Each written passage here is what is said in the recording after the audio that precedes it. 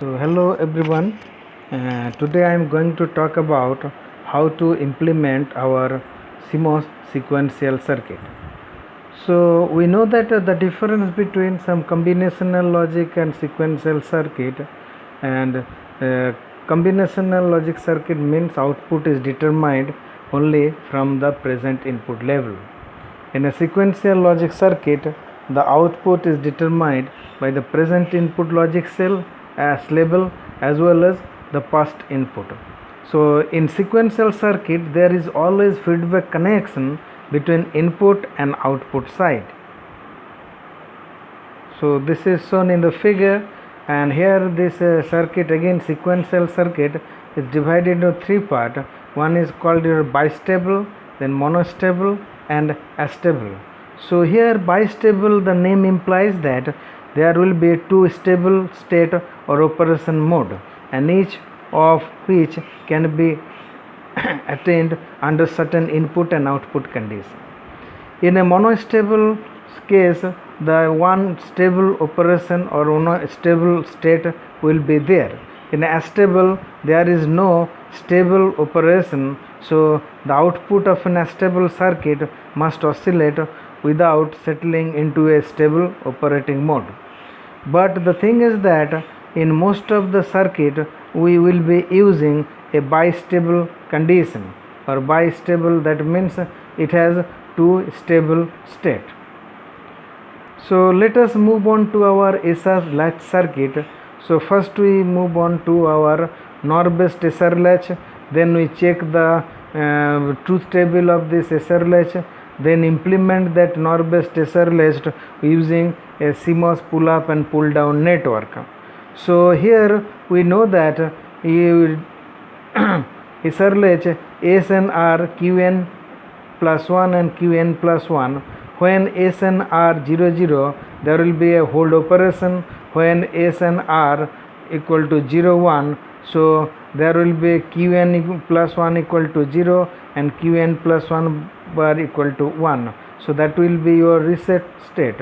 When S equal to 1, R equal to 0, Qn plus 1 equal to 1, Qn plus 1 bar equal to 0, that is safe state. And when S equal to 1, R equal to 1, so this state is never allowed.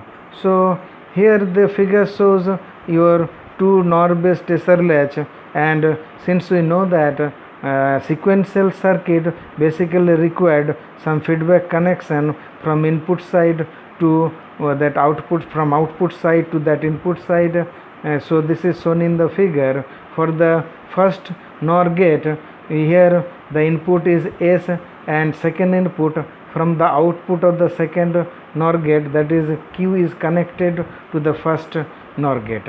Similarly, for the second NOR gate, R is one input and another input will be Q bar from the output of your first NOR gate.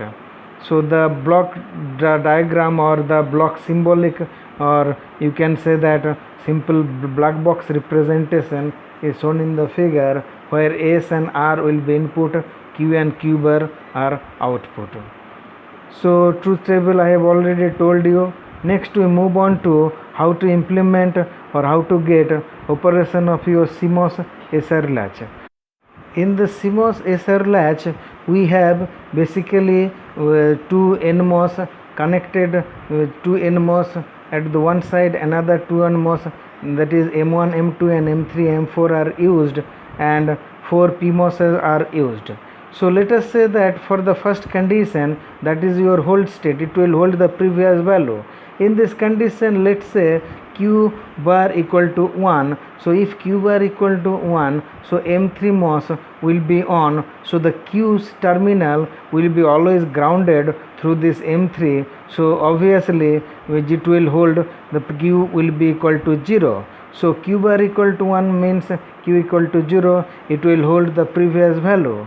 Let's say next time when Q bar equal to 0, so if Q bar equal to 0 means M3 will be off, and since this MOS will be on, so Q will be equal to this MOS will be on, so the Q is not grounded through this M3 because Q bar equal to 0. So here q bar equal to 0. So q bar 0, here r is also 0 because s and r, for the first condition s and r both are 0. So upper PMOS is also on condition. So since this side MOS, all two MOSes are on, so q is pulled up to VDD voltage, so q is high. So that means it will hold the previous value when s equal to 0 and r equal to 0. That is called our hold state. So next condition is your s equal to 1, r equal to 0.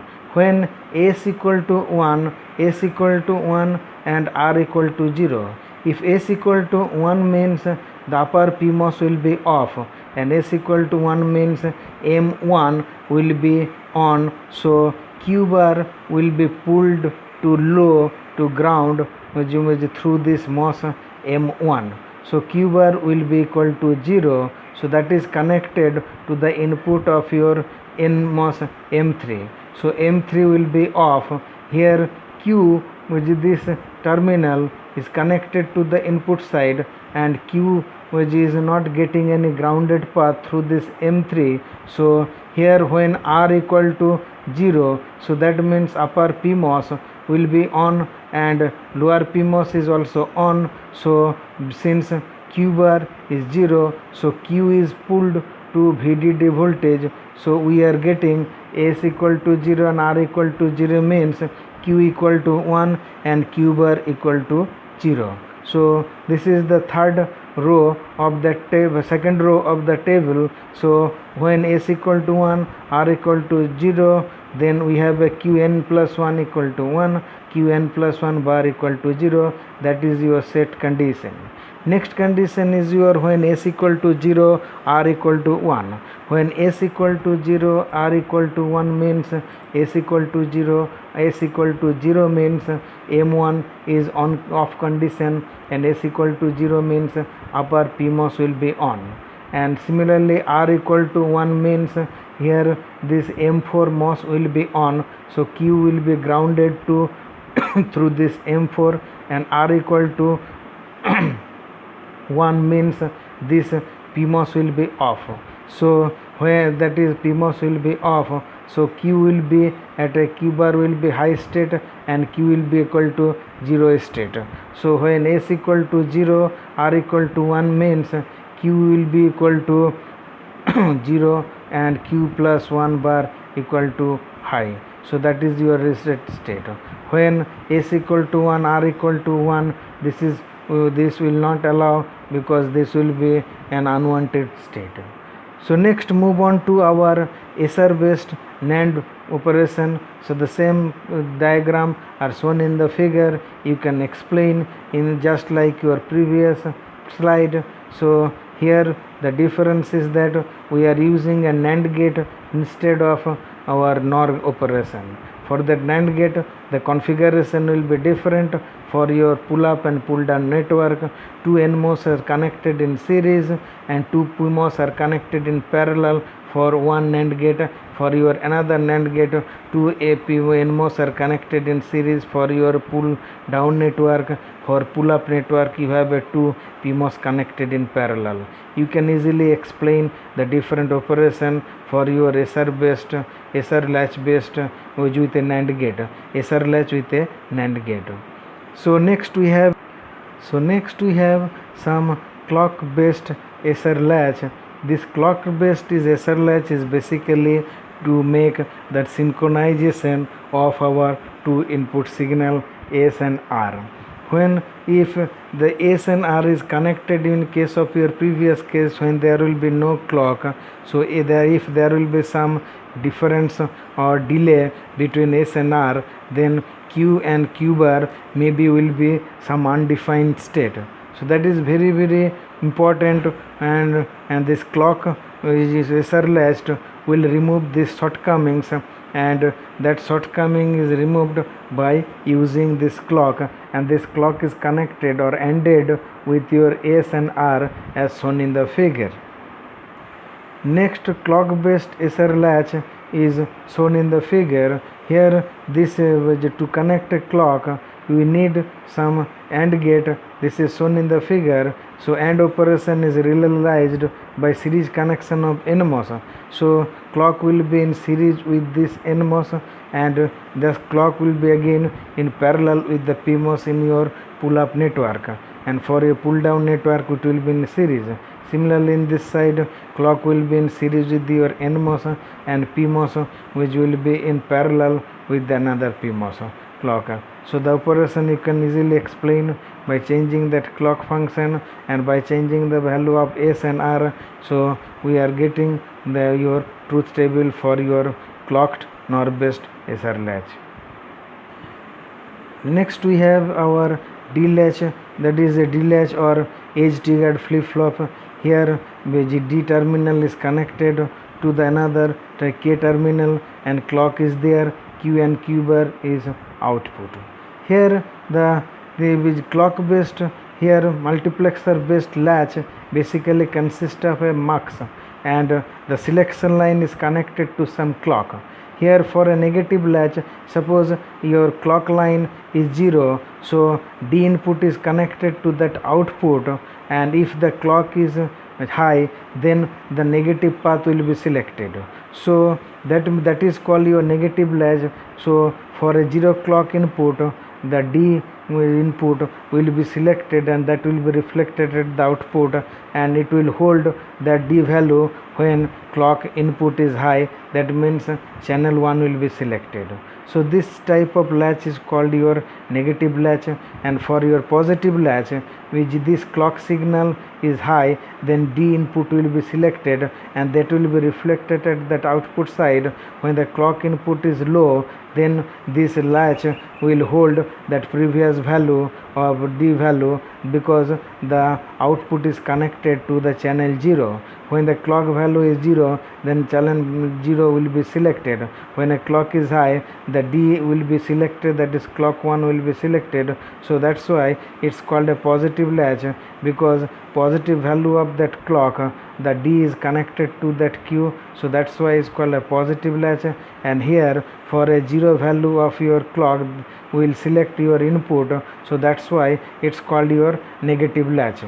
So here that by using a transmission gate and 2 inverter, which it is shown in the figure how to implement the multiplexer based latch.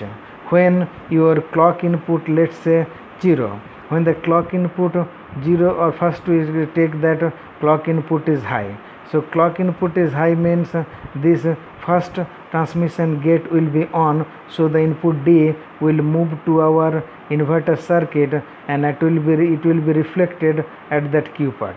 So in that time there will be no feedback connection. When our clock input is low, when the clock input low means this low for your NMOS of your transmission gate will be off and PMOS is also off. So that means D will be isolated from this inverter circuit, and this output of this in which previous value will be latched to that circuit through our feedback path connected through the second transmission gate. This is shown in the figure. Next we move on to master slave edge triggered flip flop. So the D latch is not an edge triggered storage element because the output changes according to the input, so that is in the latch are a transparent while the clock is high. So the transparency property makes the application of this D latch unsuitable for the counter and data storage implementations. So the positive and negative latches are connected in cascade and in a master slave configuration to form the edge triggered flip flop.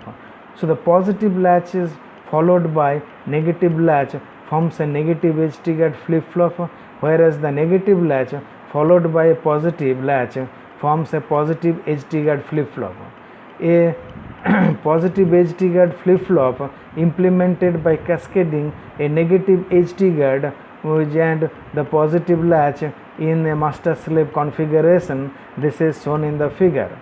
The master slave stage is transparent and the D input passes to the master stage output QM. and when the clock is low during this period, the slave stage is in the hold mode, keeping its previous value using feedback. On the rising edge of the clock, the master slave stops sampling the input and the slave stage starts sampling. So during this high phase of clock, the slave stage samples the output of the master stage QM while the master stage remains in the hold mode. Since QM is constant during the high phase of the clock, the output Q makes only on one transition per cycle. So the value of Q in the value Q is the value of D right before the rising edge of the clock. Achieving the positive edge triggered flip-flop can easily be obtained by cascading positive latch first and then negative latch. So the transmission gate realization of the positive edge triggered flip-flop is shown in the figure.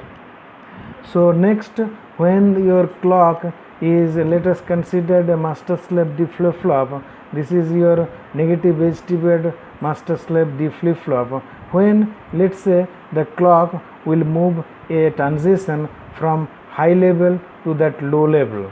So when clock is high, so first D flip-flop will sample that input, and when it will make a transition from high to low, that means second D flip-flop will be active. So the total data will transfer from D to first Q through the falling edge of the clock, that is from high to low value. So that's why it's called a negative edge triggered flip-flop. So this is obvious from this diagram as shown in the figure. So that's all about our today's class. Thank you.